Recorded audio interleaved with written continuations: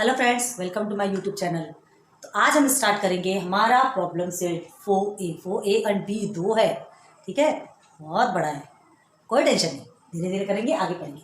4A मतलब problem set हमारा first part, ए और बी दो पार्ट का है। ठीक है, चैप्टर 4 में जो है आपका फिनेंशियल प्लानिंग स्टैंडर्ड 10 का ही है। ठीक है, तो विदाउट लेट स्टार्ट करते हैं। इसमें क्या है, कुछ आपको पहले एमसीक्यू टाइप्स क्वेश्चन दिए और फिर उसके बाद थोड़ी स्टोरी प्रॉब्लम, थोड़े लॉन्ग क्वेश्चन दिए।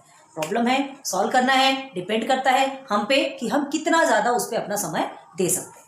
क्लियर है? तो ये प्रॉब्लम सेट होता क्यों है? क्योंकि आपने अभी तक जितना भी पढ़ा ना, हो सकता है आपने कभी रिवाइज ना किया हो, एक बार लिख दिए, हो गया पोथी पूरा, आगे पार्ट पीछे से पार्ट सब भूल गए। तो यही होता है, ये प्रॉब्लम सेट क्या है, आपको रिवाइज करना है ना। आपका एक प्रकार से टेस्ट होता है कि आपने पूरा 4.1 से लेकर 4.4 तक के पूरा कंप्लीट किया या नहीं। और जो अगर नहीं भी किया हो तो ये आपका रिविजन टेस्ट है, एज लाइक रिविजन टेस्ट।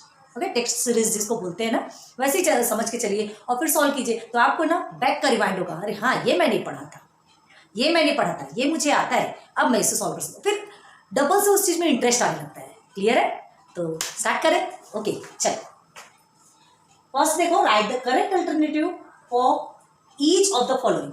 ठीक है, आपको एमसीक्यू टाइप्स क्वेश्चन दिए हैं और ऑप्शंस है, आपको करेक्ट अल्टरनेटिव फाइंड करना है। Okay, rate of GST on essential commodities है ना, rate of GST on essential commodities. तो एसेंशियल कमोडिटीज क्या होता है, पहले तो ये देखेंगे भाई। रेट ऑफ जीएसटी आपने वो टेबल पढ़ा है ना, जीएसटी परसेंट कितना लगता है, कितना टैक्स लगता है। जीएसटी खाने पीने की चीजें और यूटेंसिल्स में लगता है, एंड बड़ी बड़ी चीज़ें, वॉशिंग मशीन, कूलर, फ्रिज वगैरह लेते हैं, या तो फिर हम एरोप्लेन में सफ़र करते हैं, ट्रेन में सफ़र, हर जगह जीएसटी लगता है। ठीक है, लेकिन आपसे क्या पूछा जा रहा है, rate of GST on essential commodities. What is essential commodities?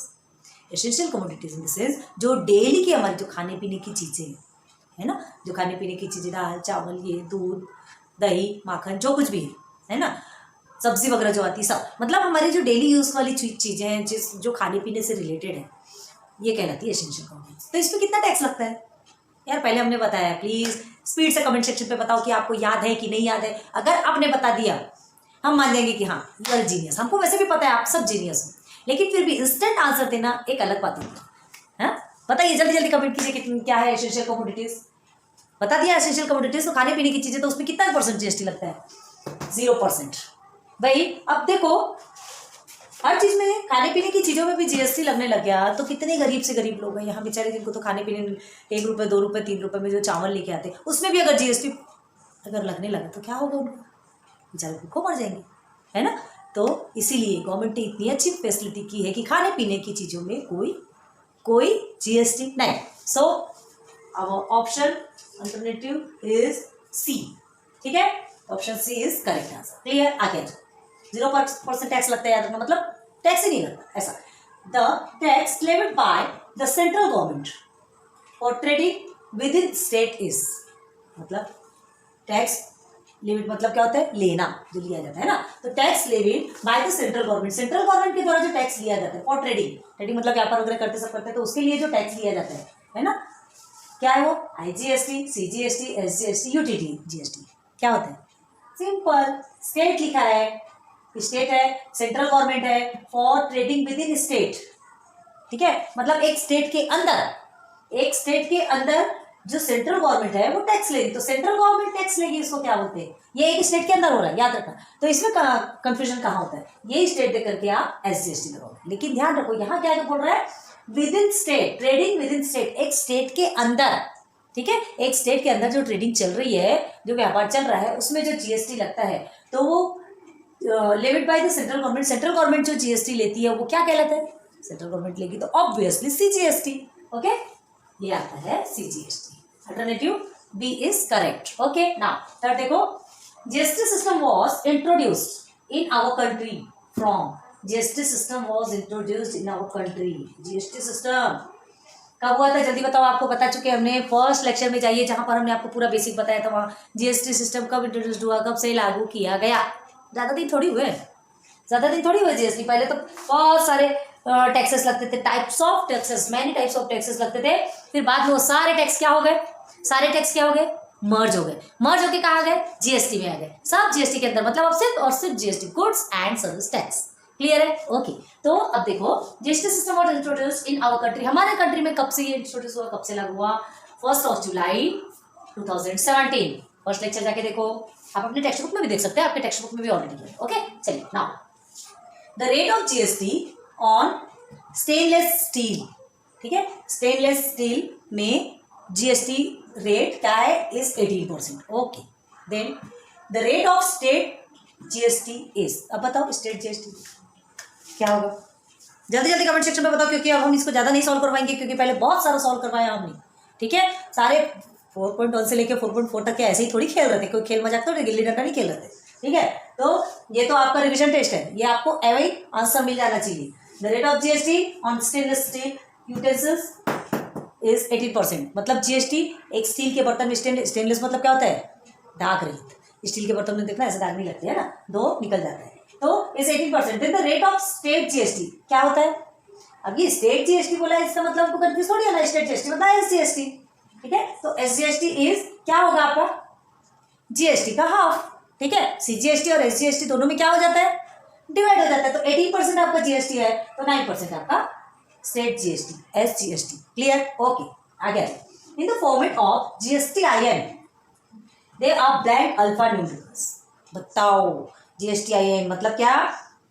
ऐसे ट्रेड्स जो कि जीएसटी के में इंटर हो चुके, जीएसटी में उनको एक नंबर देती है, जिसके चलते उनको मतलब वो परमानेंट उनको जीएसटी पे करना रहता है, जीएसटी के अंडर रहती है, उनसे हमेशा टाइम टू टाइम उनको जीएसटी पे करना पड़ता है, और अगर नहीं करते तो वो पकड़ में आते हैं, ठीक है। तो उनको एक नंबर देती है, उस नंबर के जरिए ये पता चलता है टाइम टू टाइम उनसे, मतलब ये इन्फॉर्मेशन लेते रहती है कि उन्होंने पेमेंट किया या नहीं, जीएसटी पे किया या नहीं। ओके, तो देखो क्या है यहाँ पे, in the format of GSTIN they are blank alpha numerals. कितने अल्फा न्यूमरल्स का मतलब क्या होता है? जिसमें अल्फाबेट्स भी होते हैं एंड न्यूमरल्स नंबर्स भी होते हैं, ठीक है। तो जीएसटीआईएन कितने होते हैं? 15, 10, 16, 9, 15, ठीक है। पैन कार्ड में कितने नंबर होते हैं? 10, अल्फा न्यूमरल्स 15। क्लियर है? तो ये अल्फा न्यूमरल्स के बीच में आपका पैन कार्ड का नंबर भी होता है, बताया था ना हमने आपको। चलो तब देखो, when the registered dealer sales goods to another registered dealer, मतलब रजिस्टर्ड डीलर मतलब जो जीएसटी में इंटर है, जीएसटीआईएन है जिनका, जो कि जीएसटी में इंटर है, जिनको आईएन नंबर मिला हुआ है ना, आइडेंटिफिकेशन नंबर बोलते हैं ना आईएन का full form, GSTIN goods and service tax identification number, यही होता है जीएसटीआईएन का फुल फॉर्म। तो registered dealer sales goods to another registered dealer, मतलब जो रजिस्टर्ड डीलर मतलब जो जीएसटीआईएन के अंदर है, जीएसटी के अंदर है, वो क्या करते हैं? सेल, बेचते हैं अपने गुड्स को, अपने सामान को बेचते हैं। किसको? अनदर रजिस्टर्ड डीलर, मतलब ऐसे रजिस्टर्ड डीलर को जो कि जीएसटी के अंदर है, ठीक है, उनको सामान बेचते हैं। मतलब जैसे मैन्युफैक्चरर किसको सामान बेचते हैं? होलसेलर को। होलसेलर किसको बेचता है? रिटेलर को। क्लियर है? तो अब देखो, तो ये सब रजिस्टर्ड होते हैं ना, ये सब जीएसटी के अंदर होते हैं। तो क्या पूछ रहा है आपसे? Another registered dealer under GST, ठीक है, सब जीएसटी के अंदर है। Then this trading is termed as, तो ये जो ट्रेडिंग है वो क्या कहलाती है? किस टर्म के अंतर्गत आती है? हमने आपको बताया था, देखो बीबी, B2B, BC, B2C। तो अब ये बीबी और बीसी तो कोई काम का नहीं है, B2B एंड B2C ये चीज है दो काम की, ठीक है। तो B2B क्या होता है? बिजनेस टू बिजनेस, एक बिजनेस करने वाला दूसरे बिजनेस करने वाले को बेच रहा है, और B2C एक बिजनेस करने वाला कस्टमर को बेच रहा है, ठीक है। तो B2B में क्या होता है? दोनों को टैक्स देना पड़ता है। B2C में बिजनेस वाले को टैक्स देना पड़ता है, कस्टमर क्यों टैक्स देगा? कस्टमर टैक्स देता है, ऐसा नहीं, कस्टमर टैक्स देता है, लेकिन क्या हो रहा है, क्या बोला जा रहा है यहाँ पे? पूरा टैक्स तो कस्टमर ही देती है, क्या बोलना है ना, पूरा तो कस्टमर के ही मत्थे आता है, बेचारी उसी की जेब खाली होती है। लेकिन यहाँ पे क्या बोला जा रहा है? Unregistered dealer sales goods to another registered dealer, है ना। तो रजिस्टर्ड डीलर तो एक बिजनेस वाले ही हो सकते हैं, कस्टमर कोई रजिस्टर्ड डीलर थोड़ी है, ठीक है। तो ये यहाँ पे आएगा आपका B2B। ओके, तो ये आपका करेक्ट अल्टरनेटिव वाले क्वेश्चंस कंप्लीट हो गए हैं। समझ में आ गया? इजी है, इजी है, बिल्कुल हार्ड नहीं है, बिल्कुल हमने अच्छे से समझाया था। आगे आ जाओ। अ डीलर हैज गिवन 10%, ठीक है, discount on a show piece of ₹25,000। Okay, एक डीलर ने क्या किया? डीलर मतलब जो सामान बेचता है, ठीक है, has given 100% discount, sorry 10%, 100% discount तो फिर पूरा ही फ्री मिल जाएगा। 10% डिस्काउंट ऑन शो पीस, एक शो पीस में उसने 10% डिस्काउंट रखा ऑफ ₹25,000। मतलब वो शो पीस कितने का? 25,000। 25,000 क्या? 25,000 क्या? Printed rate. आप कभी जाते हैं ना मॉल वगैरह में जाते हैं, तो फिर वहाँ सबके रेट देखते हैं, अरे बाप रे, ये इतने हज़ार का, ये इतने हज़ार का, हाई हो जाती है ना, तो वो सब प्रिंटेड रहता है, ठीक है, उसमें फिर डिस्काउंट भी रहता है। तो यहाँ पे देखो 10% डिस्काउंट है इस रुपीज में, 25,000 उसकी प्रिंटेड प्राइस है, बट डिस्काउंट कितना है 10%, मतलब 25,000 में 10% क्या हो जाएगा, कट हो जाएगा। ओके, अब आगे देखो, जीएसटी ऑफ 28% वॉज चार्ज, 28% उसमें जीएसटी लगेगा, किसमें, ऑन द डिस्काउंटेड प्राइस, मतलब जो डिस्काउंट होने के बाद जब वो जो कितना 10% डिस्काउंट में कितना रुपए होता है, वो रुपए माइनस हो जाएगा, हट जाएगा, उसके बाद जो वैल्यू निकलेगी, ठीक है, जिसको कि हम टैक्सेबल वैल्यू बोलते हैं, ठीक है, तो उस वो क्या, हाँ, वो उस डिस्काउंटेड प्राइस पे क्या होगा, 28% जीएसटी लगेगा। क्लियर है? तो वो डिस्काउंटेड प्राइस का मतलब क्या हुआ, वो टैक्सेबल वैल्यू हो गया, उसमें टैक्स पे करना पड़ेगा। अभी ये टैक्सेबल वैल्यू नहीं है, क्या 25,000 टैक्सेबल वैल्यू नहीं है, याद रखना, इसमें आपको 10% डिस्काउंट है, तो ये डिस्काउंट करने के बाद जो वैल्यू आएगी, है ना, जो प्राइस आएगा, वो आपका टैक्सेबल वैल्यू करेगा, उसमें आपको 28% जीएसटी लगेगा। क्लियर है? ओरली बता रहे, ध्यान दो। Find the total amount shown in the tax invoice, tax invoice मतलब बिल, जो बिल बनाते हैं ना, तो total amount shown in the tax invoice, आपको फाइंड करना है कि बिल में टोटल कितना रुपीज लिखा होगा, ठीक है, कितना अमाउंट आएगा, what is the amount of CGST and SGST, ठीक है, सीजीएसटी और एसजीएसटी का अमाउंट क्या है। तो देखो, दो क्वेश्चन पूछा है, क्या कि एक तो डिस्काउंटेड प्राइस 28% जो चार्ज होगा, तो टोटल अमाउंट उस किसका, शोपीस का, वो जो शोपीस है उसका रियल में टोटल अमाउंट कितना होगा, ये 25,000 नहीं है ना, 25,000 हमारा रेट नहीं है, 25,000 में 10% डिस्काउंट होने वाला है, तो 10% डिस्काउंट होने के बाद जो वैल्यू आएगी, जो प्राइस आएगा, वो प्राइस क्या कहलाएगा, टैक्सेबल वैल्यू, टैक्सेबल वैल्यू, है ना, जिसको जीएसटी पेएबल भी बोलते हैं, जीएसटी, क्योंकि उसमें जीएसटी पे करना है। उसके बाद फिर उसी में आपको 28% जीएसटी लगेगा, वही डिस्काउंटेड प्राइस पे 28% जीएसटी लगेगा, फिर उसके बाद फिर जो प्राइस है वो जीएसटी लगने के बाद बढ़ के आएगी। अब उसके बाद जो जीएसटी लगेगा, तो जीएसटी कितना लगेगा, है ना, कितना, तो हमको अमाउंट निकालना है, 28% मतलब अमाउंट कितना, वो निकालना है। फिर वो जो अमाउंट निकलेगा उसको आप 2 पार्ट कर देंगे, 2 भाग कर देंगे। जरासंघ, जरासंघ का नाम सुने, पूछेगा अपने दादी दादा से, जरासंघ कौन था, जरासंघ, जिसको कि जो कि 2 पार्ट में ही वो डिवाइड था, ठीक है, एक राक्षसी ने आया और उसको जोड़ दिया, जोड़ने के बाद फिर उसमें जीवन आ गया, तो वो जो जीवन आ गया, बस यहाँ पर वही कंडीशन आ रही है, क्या, सीजीएसटी और एसजीएसटी, मतलब जीएसटी 2 पार्ट में डिवाइड होगा, 28% है, अभी 28% है, तो वैसे ही अभी जरासंघ समझ लो ये जुड़ा हुआ है, और अभी जरासंघ फिर कितना हो जाएगा, 28% है, तो 28% में जो भी वैल्यू निकलेगी, वो वैल्यू का ये 28% का 2 पार्ट हो जाएगा, ठीक है, तो 14% होगा, 14%। क्लियर है? चलो, तो अब इसको कैसे सॉल्व करना है, ये देखो, ओरली बता दिया हमने, देखो, given price of showpiece 25,000 rupees, ठीक है, ये प्राइस जो है शोपीस का, ये रियल प्राइस नहीं है, इसको प्रिंटेड प्राइस लिख लो, यहां लिख देते हैं प्रिंटेड प्राइस, ठीक है, printed price of showpiece 25,000, discount, rate of discount भी लिख सकते हो, रेट ऑफ, क्योंकि अभी परसेंट में है ना, rate of discount is 10%, okay, and rate of GST on discounted price, ठीक है, यहां पे हमने डायरेक्ट जीएसटी लिखा है, rate of GST on discounted price 28%, आप टू फाइंड क्या करना है, टोटल अमाउंट फाइंड करना है, and amount of CGST and SGST find करना है। क्लियर है? सॉल्यूशन स्टार्ट करें। तो सबसे पहले आपको क्या करना है, फाइंड करना है, हमको बता दिया, अब हमको देखना है डिस्काउंट प्राइस। तो देखो हमको क्या दिया, पहले यहां से यहां तक हम एक एक लिखी क्या देंगे, ठीक है, तो हमको डिस्काउंटेड प्राइस क्या निकलता है वो देखना है, तो 25,000 रुपीज में 10% पहले डिस्काउंट निकालेंगे, ठीक है, तो क्या लिखेंगे, नाउ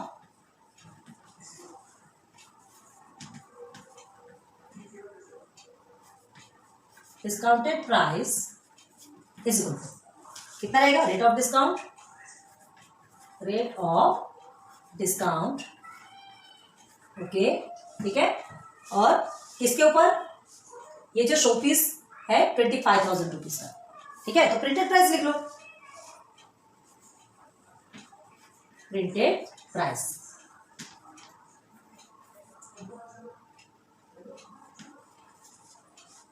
ठीक है, प्राइस की स्पेलिंग PRIC, क्या PRIC है, भूले जा रहे हैं,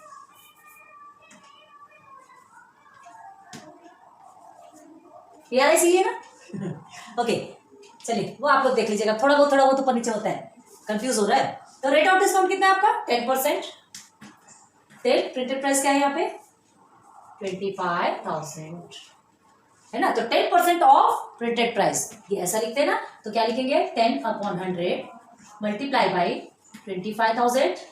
ये कट गया, ये कट गया, ये कट गया, ये कट गया, ठीक। आंसर कितना आएगा आपका 2500 रुपीज। तो डिस्काउंटेड प्राइस मिल गया आपको क्या 2500 रुपीज, मतलब इतना डिस्काउंट हो जाएगा, ठीक है, इतना डिस्काउंट हो जाएगा। डिस्काउंट हो जाना मतलब किसमें 25,000 में इतना आपका डिस्काउंट हो जाएगा। क्लियर हो गया। डिस्काउंट तो हमको निकालना है पहले कि उसमें डिस्काउंट होगा, तो हम जो रियल डिस्काउंटेड प्राइस है, जो प्रिंटेड प्राइस में से जो हट जाएगा वो क्या है, मतलब क्या निकालना है आपको, टैक्सेबल प्राइस निकालना है, ठीक है। टैक्सेबल प्राइस निकालेंगे, ओके। इसको ना नेट डिस्काउंट भी लिख सकते हो, चलो वो भी बता देते हैं आपको। नेट डिस्काउंट, डिस्काउंट कितना है, ठीक है, ऐसा, और ये इज इक्वल, चलो ऐसा भी लिख लो। दोनों तीनों तरीके से बता रहे हैं, ध्यान रखो। अब ये नेट डिस्काउंट, डिस्काउंट इतना होगा, इतने रुपीस होगा, तो अब ये जो डिस्काउंट होगा, तो अब बताओ कि 25,000 में से इतना डिस्काउंट हो जाएगा, माइनस हो जाएगा, तो हमारे लिए कितना आएगा। तो चलो हम निकालेंगे नाउ, टैक्सेबल वैल्यू निकाल सकते हैं, taxable price is equal to, ठीक है। तो आपका टोटल प्राइस अभी नहीं निकला, टोटल प्राइस कितना है आपका, ये वाला है जो प्रिंटेड है, ठीक है। प्रिंटेड प्राइस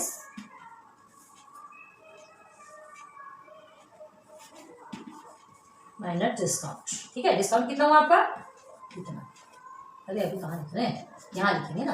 हाँ, तो प्रिंटेड प्राइस हमारा 25,000 एंड डिस्काउंट हमारा 2,500। क्लियर है। हमारा प्रिंटेड प्राइस क्या था 25,000 और डिस्काउंट कितना हुआ 2,500। तो ये डिस्काउंट हमको 2,500 का डिस्काउंट मिला है, लेकिन सामान तो 25,000 का ना, सिर्फ 2,500 का ये मिला। अब इसको आप सॉल्व करोगे, माइनस करोगे, तो आपको कितना मिलेगा, ₹22,500। तो ये जो है ये आपका टैक्सेबल प्राइस कहलाएगा, मतलब इस पे जीएसटी लगेगा।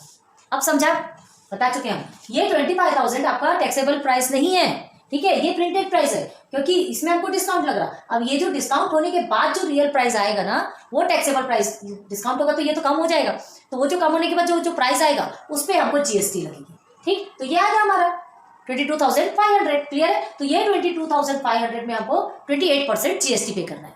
क्लियर है। तो ये जीएसटी रेट है, तो जीएसटी पे का निकालेंगे, तो जीएसटी अमाउंट ऑन शॉपीस भी लिख सकते हो। नाउ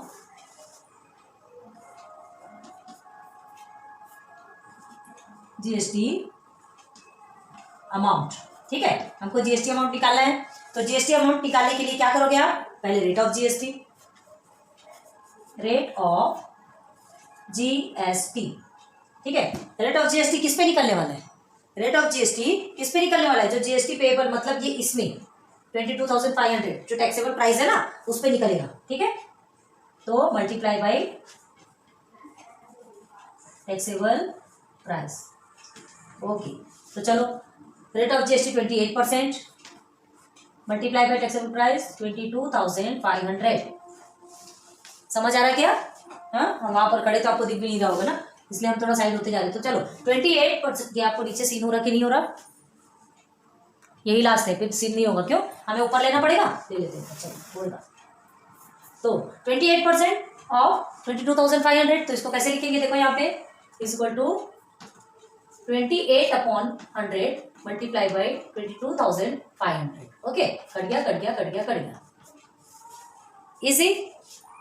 तो 225 मल्टीप्लाई बाई 28, 225 मल्टीप्लाई बाई 28 करेंगे, कितना मिलेगा आपको 6,300 रुपीज, ठीक। ये आपका क्या निकला, ये हमारा जीएसटी अमाउंट, ठीक है। तो लिखेंगे देयरफॉर, यहाँ पे लिख दे रहे हैं, अभी आपको समझ नहीं आएगा, GST amount,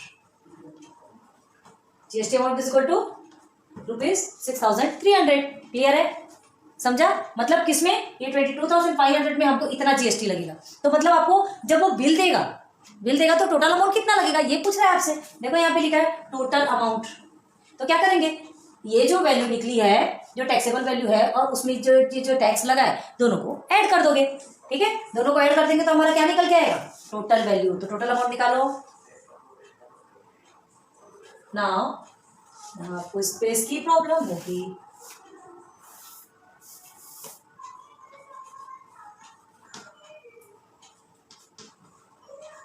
total value, total price, जो भी है ना, total value of show piece, ऐसा भी लिख सकते हो। आपको कैसा लिखना डिपेंड आप पे, देखो ये जो फॉर्मूलेज है ना आप खुद से डिराइव करो, कहाँ से हमको कैसे निकालना है, किसको प्लस करेंगे तो हमारा ये आएगा, ये मतलब खुद के माइंड से आप सोचो। ये अभी हमने कई सारी चीजें हमने अपने मन से सोचा। देखो क्या है, अब आपको टोटल वैल्यू जब बोल रहा है तो ऑब्वियसली ना ये जो हमारा नंबर आया है 22,500 रुपीज है ना, और ये जो जीएसटी है, अब हमको दोनों को प्लस कर देंगे, तो प्लस करेंगे तो हमारा टोटल वैल्यू निकल आएगा। Total value of show piece लिखो, सिर्फ टोटल वैल्यू लिखो, जो भी लिखना हो डिपेंड आप पे करता है। तो चलो अब ये यहाँ पे क्या है, ये जो 22,500 क्या है आपका टैक्सेबल वैल्यू है, और ये आपका जीएसटी टैक्स, समझा क्या? हाँ 22,500 क्या है आपका, 22,500 क्या है टैक्सेबल वैल्यू है ना, या डिस्काउंटेड प्राइस लिख लो, डिस्काउंट होने के बाद जो प्राइस बना वो भी लिख सकते हो। ठीक है, क्या लिखना है आपको ध्यान समझ में आना चाहिए, डिस्काउंटेड प्राइस। चलो दो दो तीन तीन चीजें हम लिख के बता रहे हैं आपको, आपको क्या लिखना है वो आप ध्यान में रखो, प्लस जीएसटी अमाउंट, ओके, तो is equal to discounted price कितना निकला 22,500 प्लस जीएसटी अमाउंट कितना निकला 6,300 इज इक्वल टू, चलो अब ये दोनों को जल्दी से प्लस करो, तो ये दोनों को प्लस करने पे कितना आएगा आपका 0 0, देखो इधर से 2 0 है, ये 2 0 हो गए, 5 and 3 8 हो गया, 6 and 2 8 हो गया, कितना इजीली करते हैं यार, है ना, 28,800 क्लियर। तो ये क्या है हमारा, ये रुपीज है, और ये क्या है टोटल अमाउंट, मतलब जो टोटल बिल पे बन के आएगा ना, जो बिल लिख के आएगा उस बिल पे आपको 28,800 रुपीज आपको पे करना है। क्लियर हो गया, चलो एक चीज क्लियर हो गई, यहाँ पे टोटल अमाउंट निकल गया। अब हमको क्या करना है सीजीएसटी एसजीएसटी, ठीक है ना, क्योंकि आपको पूछा गया है ना सीजीएसटी एसजीएसटी, तो now CGST is equal to, एक साथ भी निकाल सकते हो, SGST is equal to GST upon 2, ठीक। तो देयरफॉर जीएसटी क्या हुआ आपका 6,300 अपॉन 2, ये मत लिखते ना, ये टोटल अमाउंट है, जीएसटी बोल रहा है, जीएसटी ही लिखना है। तो क्या करोगे 2 1 जा 2, देन और कट करो यहाँ पे 2 3 जा 6, 2 1 जा 2, 2 5 जा 10 एंड 2 0 0, ओके, कितना है आपका देयरफॉर 3150, ये आया ना। आप ठीक से कीजिएगा, थोड़ा सा स्पेस हमको प्रॉब्लम है, आप अच्छी तरह से बिल्कुल नीट एंड क्लीन लिखिए, SGST is equal to rupees 3,150, clear हो गया। तो अब हमको नीचे में क्या लिखेंगे आंसर, देयरफॉर टोटल प्राइस, है ना, टोटल वैल्यू लिख लो, टोटल प्राइस लिखो, total price of show piece is rupees कितना है 28,800, ये आपका फर्स्ट आंसर, ठीक है। And CGST is equal to SGST, अलग अलग भी लिख लो, CGST is equal to rupees 3150, also SGST is equal to rupees 3150, बस कंप्लीट, आंसर खत्म। बहुत इजी है, हार्ड नहीं है, सॉल्व करो जल्दी से। अभी से हम ज़्यादा नहीं बताएंगे, क्योंकि ये तो आप इतना ज़्यादा पढ़ चुके हैं कि आपको हमें समझाने की ज़रूरत है। पूछेंगे ना, अभी क्वेश्चंस पूछेंगे, आपको भी सॉल्व करने के लिए देंगे, देखते हैं कितने लोग सॉल्व करते हैं, ठीक है, क्योंकि इतना पढ़ाते हैं, इतनी मेहनत करते हैं, तो इतना तो आपसे होप रख सकते हैं, ठीक है। तो चलो जल्दी से इसे कंप्लीट करो, फिर नेक्स्ट देखते हैं। चलिए क्वेश्चन नंबर 3 देखते हैं।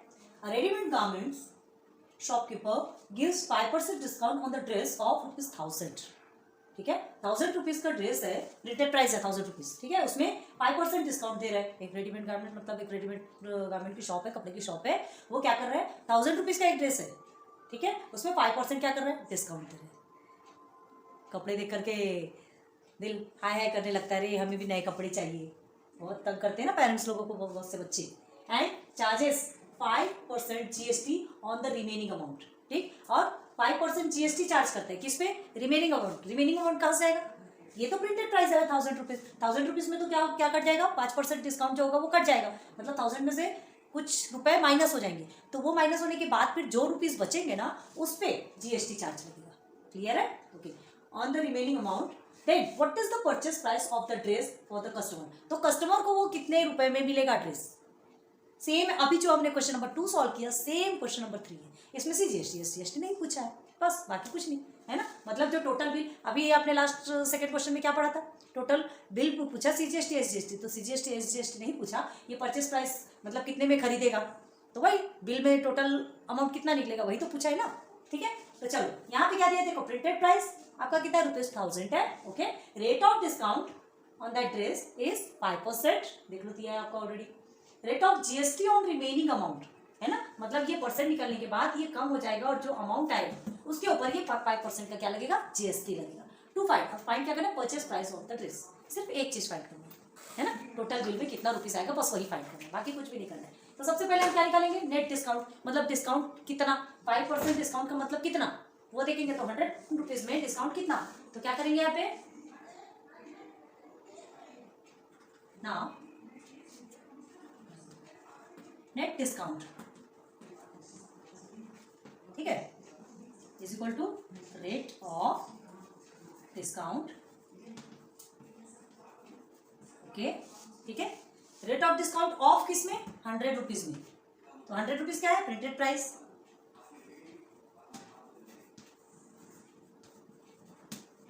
मिल गया हमको प्राइस का स्पेलिंग।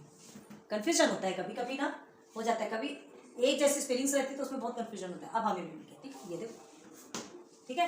तो rate of discount and printed price, rate of discount क्या है आपका 5%, तो 5% ऐसा लिखते हैं, 5% ऑफ ₹1000 ऐसा लिखा जाता है ना, ऐसा लिखा जाता है। तो यही ऑफ का मतलब क्या है, यही ऑफ का मतलब होता है मल्टीप्लीकेशन, ऐसा लिखा जाता है।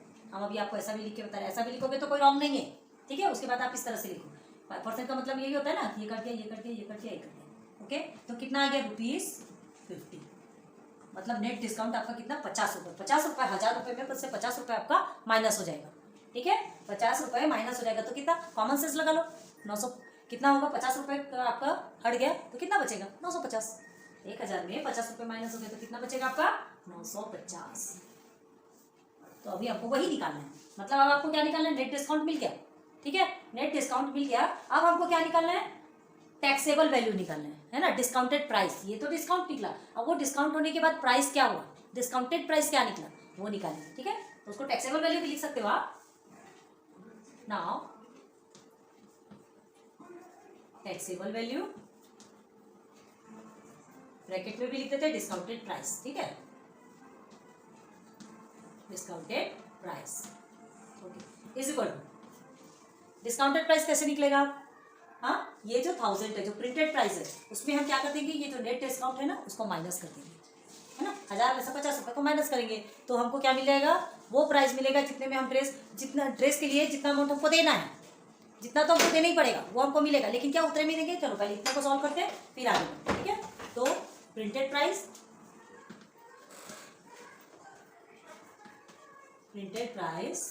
ठीक है, minus net discount,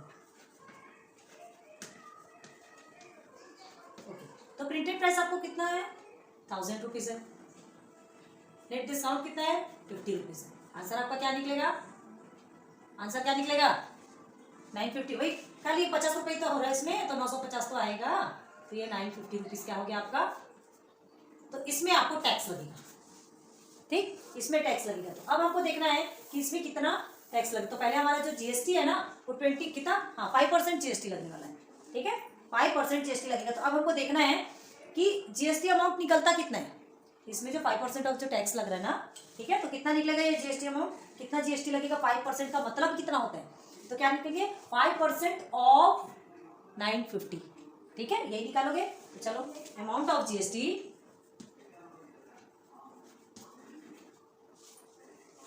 amount of GST कैसे निकलेगा, अमाउंट ऑफ जीएसटी कहाँ है, rate of GST,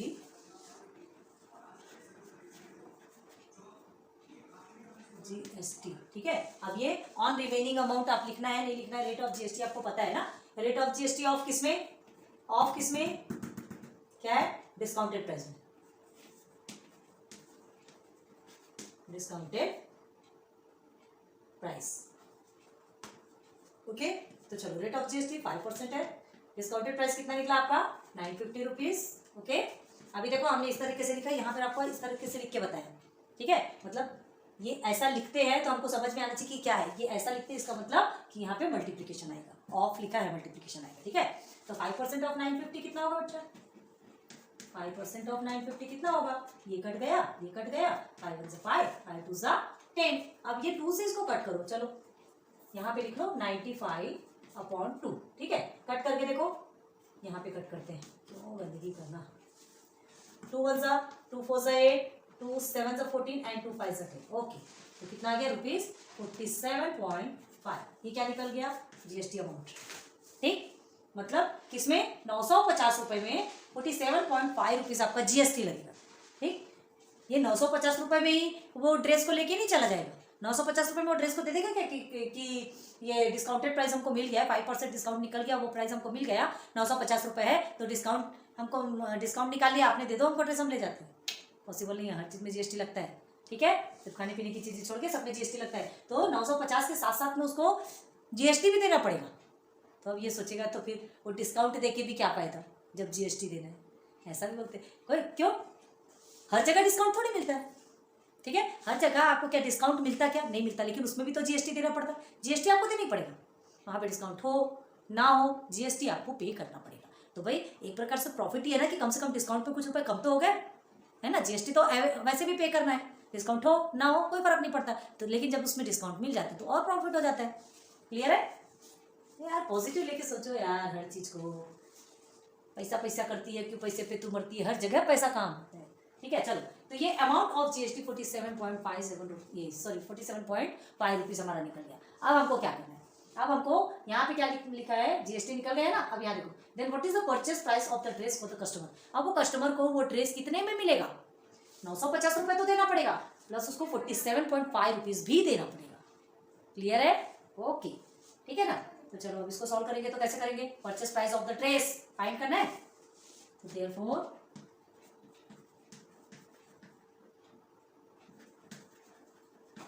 the purchase price of the dress, आप यहां तक भी लिख सकते हो, और फॉर द कस्टमर लिखना है तो फॉर द कस्टमर भी लिख सकते हो, ठीक है। इज इक्वल टू, ये रब कर रहे हैं, ओके। तो purchase price of the dress कितना होगा, किसको किसको लोगे आप एक तो लोगे 950, मतलब जो डिस्काउंटेड प्राइस है उसको लोगे, ठीक है। थोड़ा सा दिमाग लगाना कि हमको किस किस चीज को लेना है, तो हमारा रियल प्राइस निकल के आएगा, ठीक है। एक डिस्काउंटेड प्राइस लेंगे, और डिस्काउंटेड प्राइस में क्या क्या ज्वाइन करने वाले हैं, जीएसटी ज्वाइन करने वाले, तो प्लस क्या हो गया आपका amount of GST, amount of GST, है ना। तो चलो इज इक्वल टू ये प्लस, चलो क्या है आपका डिस्काउंटेड प्राइस कितना है यहाँ 950 रुपीज है, जीएसटी कितना लगा 47.5 रुपीज। अब इसको सॉल्व करो, देखो जो डेसिमल वाले नंबर्स होते हैं उनको बहुत आराम से बहुत ध्यान से सॉल्व करना, ठीक है। कभी गलती होने की चांसेस बहुत रहते हैं। अब देखो यहाँ पे डेसिमल है, ये डेसिमल है, तो कभी भी ध्यान रखना, हम क्या करेंगे, ये जो डेसिमल के पीछे एक डिजिट है तो यहाँ से लेके एक जीरो लगा दो आप। ये जो 950 है इसके पीछे डेसिमल लो, क्योंकि डेसिमल के नीचे तो डेसिमल ही आना चाहिए, तो इधर का नंबर आपका 47 इधर ही रहेगा, 5 आपका इधर रहेगा। ये है, अब चलो आप 2 जीरो लगाना है, 2 जीरो भी लगा दो, 5 जीरो भी कर सकते हो। डेसिमल के बाद का जो जीरो रहता है ना, मतलब नंबर रहेगा उसके पीछे के जीरो की बात कर रहे हैं, सामने अगर जैसे 0.05 रहेगा तो इसकी वैल्यू रहेगी, याद रखना, है ना, इसकी वैल्यू रहेगी। लेकिन अगर 0.5000 जो भी है, ये सब की वैल्यू बिल्कुल भी नहीं रहेगी। क्लियर हुआ, समझ आ रहा है ना। तो इसके पीछे आप जीरो लगाना नहीं लगाना डिपेंड करता है आप पे। अभी आपको समझाएंगे कि ऐसा क्यों बोल रहे हैं। तो देखो समझो हमने ये 1 जीरो लिया, नहीं लिया 2 जीरो, तो यहाँ पे क्या करोगे, इसको ऐड करेंगे, प्लस 997.5 रुपीज, कितना आएगा ₹997.5 रुपीज। ये क्या है 997.5 रुपीज, क्या है आपका purchase price of the dress for the customer. आप यहाँ पे भी लिख सकते हो उसको, therefore the purchase price of the dress नीचे लिखने में थोड़ी सी प्रॉब्लम जाती है ना। For the customer